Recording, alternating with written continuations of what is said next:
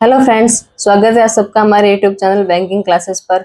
आज के इस वीडियो में हम बात करेंगे आईपीएस पीओ के डिटेल नोटिफिकेशन की कि कब से फॉर्म फिल स्टार्ट हो रहे हैं, क्या पैटर्न में चेंज हुआ है, कितनी वैकेंसी है, क्या एज है, सब कुछ इसमें हम डिटेल में बात करेंगे। तो सबसे पहले स्टार्ट करते हैं फॉर्म फिलिंग की डेट से।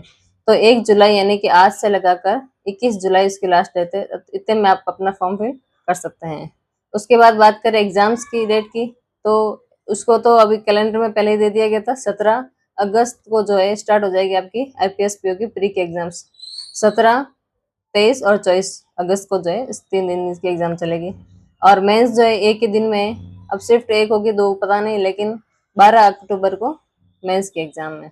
उसके बाद एक और नया ऐड किया गया पर्सनालिटी टेस्ट। अब वो क्या है, अब उसके अगले वीडियो में मैं आपको डिटेल में समझाऊंगी। और इसके बाद जो है इंटरव्यू होगा, और जो फाइनल जो आपका अलॉटमेंट होगा वो जनवरी या फरवरी 2026 तक हो जाएगा। अब हम बात करते हैं एज की।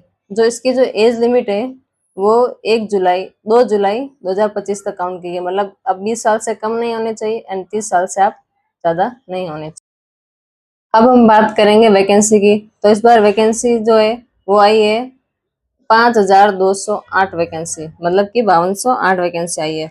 और इसमें भी कुछ बैंकों ने जो है अभी तक रिपोर्ट नहीं की है। इसका मतलब कि वैकेंसी और आगे बढ़ने वाली है। 3 बैंक है जिसने रिपोर्ट नहीं की है, जैसे कि इंडियन बैंक, यूको बैंक और यूनियन बैंक ऑफ इंडिया। तो अभी पांच, मतलब 5208 है, तो लगभग कम से कम 6 से 7 हजार वैकेंसी तक होने की उम्मीद है। उसके बाद बात करते हैं सबसे बड़ा इस बार जो चेंजेस हुआ है वो पैटर्न में चेंज हुआ है।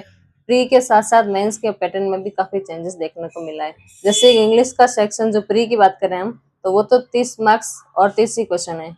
लेकिन जो मैथ का सेक्शन है उसमें क्वेश्चन तो 35 है, लेकिन जो उसका वेटेज रखा गया है वो 30 रखा गया है। और रीजनिंग में जो है वो उसका वेटेज 40 कर दिया गया, लेकिन क्वेश्चन 35 ही है। इसको आप पॉजिटिवली ले सकते हैं, क्योंकि ऐसा कोई बच्चा नहीं होगा जो रीजनिंग में वीक होगा या जिसकी रीजनिंग अच्छी नहीं होगी। तो इससे आप एक नेगेटिव न लेकर पॉजिटिव तरीके से ले सकते हैं। इसके बाद बात करें मेंस की, तो मेंस में जो है उसका क्या है, रीजनिंग का जो क्वेश्चन है वो 40 है, और उसका जो मार्क्स रखा गया है वो 60 रखा गया है। और जीए में सबसे बड़ा चेंज हुआ है, क्योंकि पहले 50 क्वेश्चन, मतलब 40 क्वेश्चन आते थे 40 मार्क्स के, जो इस बार कर दिए 35 क्वेश्चन कर दिए। उसके मार्क्स जो है, मतलब जो वेटेज है वो बढ़ाकर 50 कर दिया गया है। इससे भी आप एडवांटेज के लिए क्वेश्चन कम करना है, लेकिन आपको मार्क्स ज्यादा मिलेंगे। अगला है इंग्लिश। उसमें कोई चेंज मुझे नहीं दिख रहा है, कि 35 क्वेश्चन है और 40 मार्क्स है। ऑन डी जो क्वांट है उसमें 35 क्वेश्चन होंगे, और जो मार्क्स होंगे वो 50। मतलब इसमें भी जो क्वेश्चन है वो कम, मतलब मार्क्स है वो कम किए गए हैं। और जो टोटल क्वेश्चन जो पहले 155 थे अब वो 145 कर दिए गए हैं। और जो उसके बाद डिस्क्रिप्टिव होगा वो 25 मार्क्स का होगा, और उसमें भी स्टार लगा है। इसका मतलब ये कि वो बोल रहा है कि इसमें किस किस टॉपिक पर जो है आपका वो बन सकता है, ऐसे या फिर कॉम्प्रिहेंशन।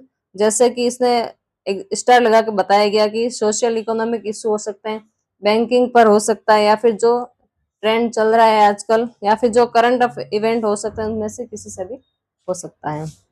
तो ये थी आपकी कंप्लीट इन्फॉर्मेशन, बस 5 मिनट के अंदर।